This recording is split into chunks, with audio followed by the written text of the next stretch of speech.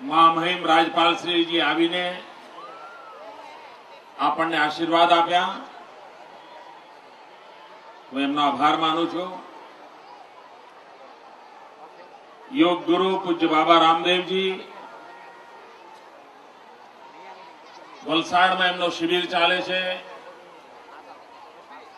સવારે 4 વાગે ઉઠીને વલસાડના શિબિરાર્થીઓનું યોગનો અનુષ્ઠાન કરાવીને આજે અહીંયા આવ્યા અને અહીંથી ફરી પાછા વલસાડ જશે. આ કાર્યક્રમ પ્રત્યે એમણે જે લાગણી બતાવી તે બદલ પણ હું એમનો આભાર માનું છું. આ ઉત્તરાયણનું પર્વ હિન્દુસ્તાનના દરેક ખૂણામાં એનું મહાત્મય છે. ગુજરાતમાં એની આગવી રીત છે. શાયદ દુનિયામાં ગુજરાત જ એવું એક રાજ્ય છે જે માત્ર પતંગ ચડાવતું નથી, પતંગ કાપે પણ છે. અને આ રાજ્ય એવું છે કે ભલભલાના પતંગ કાપી શકે છે. પતંગને એનું એક વ્યવસાયિક રૂપ મળે, પતંગ એક ઉદ્યોગ વિકસે અને બિલકુલ પોલ્યુશન ફ્રી કોટેજ ઇન્ડસ્ટ્રી અને ગરીબમાં ગરીબ માણસને રોજગાર મળે. ઓછામાં ઓછી ટેકનોલોજીકલ જેમાં જ્ઞાનની જરૂર છે એવો ઉદ્યોગ વિકસે આપણી મથામણ છે. આ પતંગ ઉદ્યોગ ઉત્સવ જયારે શરૂ કર્યો ત્યારે આ રાજ્યમાં માંડ 8-10 કરોડ રૂપિયાનો વેપાર હતો. આજે પતંગનો વેપાર લગભગ 125 કરોડ રૂપિયા કરતા પણ વધારે વધ્યો છે. આ 125 કરોડ રૂપિયાના વેપારને કારણે ગરીબના ઘરની અંદર રોજગારી પ્રાપ્ત થઈ છે. મિત્રો, આ રાજ્ય બે નાની ચીજોને હાથમાં લીધી છે અને એનું વૈશ્વિક રૂપ ધારણ કરવાની કોશિશ કરી છે.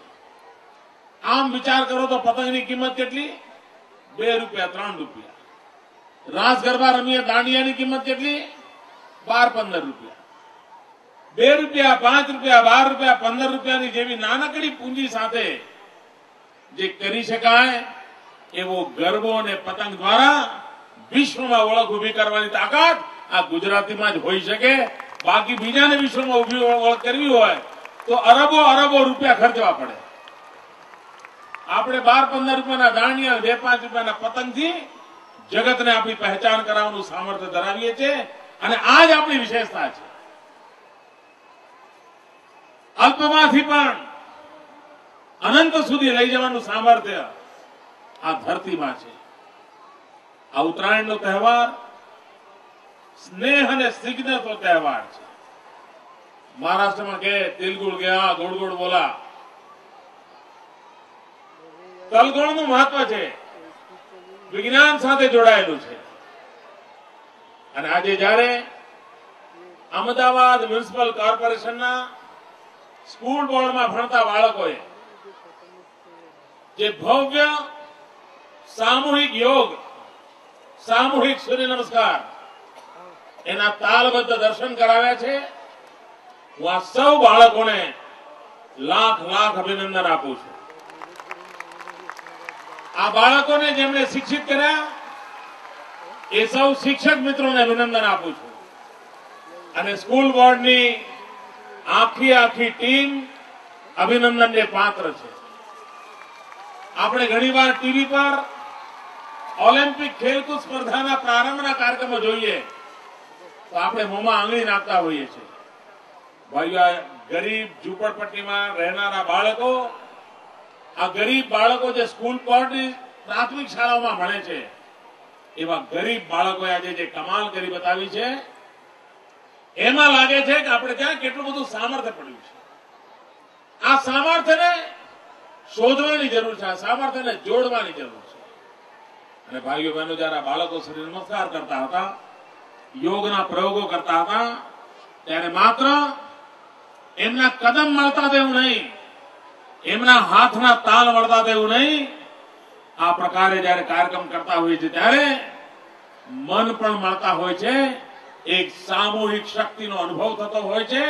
અને આજે આ 10,000 જેટલા બાળકોએ સામૂહિક સૂર્ય નમસ્કારના પ્રયોગ દ્વારા એ મક્કમ મન, સમર્થ મન, સામૂહિક મનના દર્શન કરાવ્યા છે અને આવતીકાલના ઉજ્જવળ ભવિષ્યનો એમાં સંકેત આપે છે. હું ફરી એકવાર આ બધા જ ભૂલકાઓને અંતઃકરણપૂર્વક અભિનંદન આપું છું. ભાઈઓ બહેનો, આવતીકાલે જયારે ઉત્તરાયણનું પર્વ મનાવીએ ત્યારે આપ સૌને વિનંતી કરું છું, આપણે ત્યાં ઉત્તરાયણનું પર્વ એની સાથે સાથે બીજા દિવસના છાપા જોઈએ તો અકસ્માતના સમાચારો જોવા મળે છે. આપણે પ્રભુને પ્રાર્થના કરીએ કે ગુજરાતમાં પતંગને કારણે પડવા મરવાની ઘટનાઓ ન બને. અને હું પતંગ રસિયાઓને પણ વિનંતી કરું કે આપણે કાંઈ એવી ભૂલ ન કરી બેસીએ કે જેના કારણે અપંગ થવાની નોબત આવે, 5-15 મહિના હોસ્પિટલમાં રહેવાનો વારો આવે. આ પતંગનું પર્વ ઉમંગ, ઉત્સાહ, શૌર્ય, સાહસથી ભરેલું હોય, પણ સાથે સાથે જીવનના સંયમને પણ ન છોડીએ એવી આ વેળે હું સૌને વિનંતી કરું છું. ભાઈઓ બહેનો, ફરી એકવાર આપ સૌને ઉત્તરાયણની અનેક અનેક શુભકામનાઓ. ખૂબ ખૂબ અભિનંદન. ધન્યવાદ.